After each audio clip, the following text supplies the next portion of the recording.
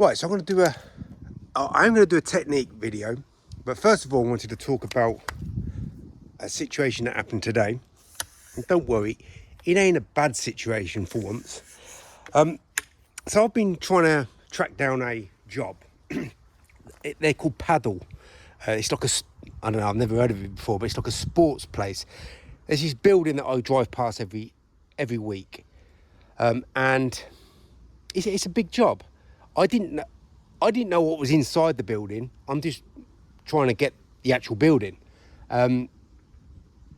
Before I talk about this, I should say also, maybe someone can comment on this.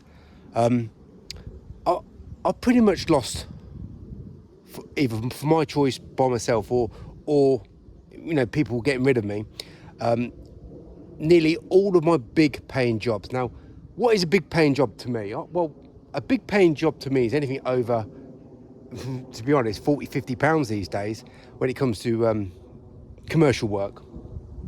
So all the schools that I used to do, all the big jobs that went into hundreds of pounds, they've all gone.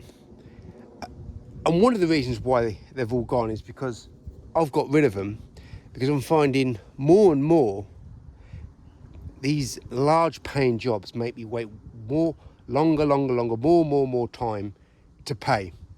And a lot of their excuses are, well, we haven't got the email, we haven't received the email, we haven't received the invoice. So it's a constant chasing and resending the invoice, and it's still not getting paid.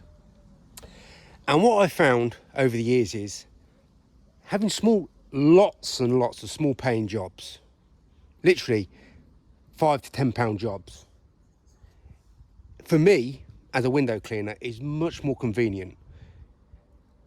I can write the invoice and I'll get paid cash straight away. But we're just talking my experience.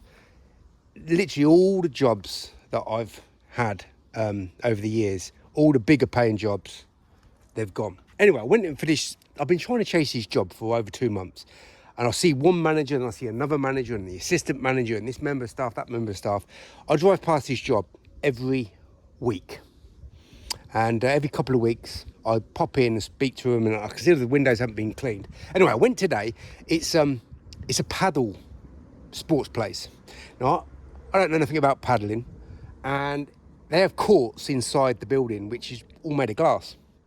But I didn't know at the time this job was all, basically most of the work is inside. Well, I'm going to tell you an experience that's never happened to me before, ever. And I haven't been able to land the job. But today I spoke to a lady, and she said, oh, we're actually in negotiations with 3 other companies. So I told her a little bit about me. I said, I spoke to this manager, the assistant manager, this person, that person, and I'm not getting through to anybody. But I said to her, I highly suggest, right, you scrutinise whoever does the work, because at the end of the day, they're all window cleaners, right? So they're all going to be lousy at their job. And when I started talking about this lousy sort of scenario, what window cleaners have, it's an instinct that window cleaners have. They are just utterly useless at using a squeegee. She said, well, we did have a window cleaner. It's a new business, by the way. It's only been around for 3 months. She said, we had a window cleaner and they made a total mess. I said, well, that's one of the many things that these window cleaners will give you. All you're going to get is a window cleaner or a company that works longer, harder, slower, forever getting less results. So she gave me the email address of the person who owns the company. I emailed them, right? Told them a little bit about myself. I'm just a local window cleaner, number one. I'm associated with the best performing squeegee in the world, designing it and using it to the utmost ability. Teaching window cleaners all around the world how to not work like the average lousy performing window cleaner. But I said this to them, and I said, no one is going to offer you this service, right? They can't do the job as well as me. They can't do it quicker than me. They're going to make much more mess on the glass and on the floor compared to me, right? So that's in the bag, right? there is no competition in that regards. But I said, no one's going to offer you this service. I can teach your members of staff how to use the tools that I co-invented, and no one's going to teach you how to use these tools better than me in the world, right? And I said, I'm going to teach your staff how to be a better performing window cleaner within 5 minutes. So I've taught thousands and thousands of window cleaners one-to-one, okay? I can't think of any other window cleaner that has taught one-to-one as many window cleaners as me. And I said, if you do exactly what I tell you to do, within 5 minutes, especially a female, because females are much more receptive than males, because they've got less ego, and they've got more attention to detail, within 5 minutes, I can teach any member of staff how to clean the window quicker and better than any professional company, window cleaning company. And that company can be anywhere in the UK or in the world. I'm going to teach them how to work quicker, more effectively, number one, more efficiently, number two, much less mess, number three. Okay, now they haven't responded back to me, but that in itself is a skill that no one else can offer, other than any window cleaner. I don't really want this job because it's going to be a big paying job. I don't mind cleaning the outside. I want to do the outside windows and maybe the inside cafeteria.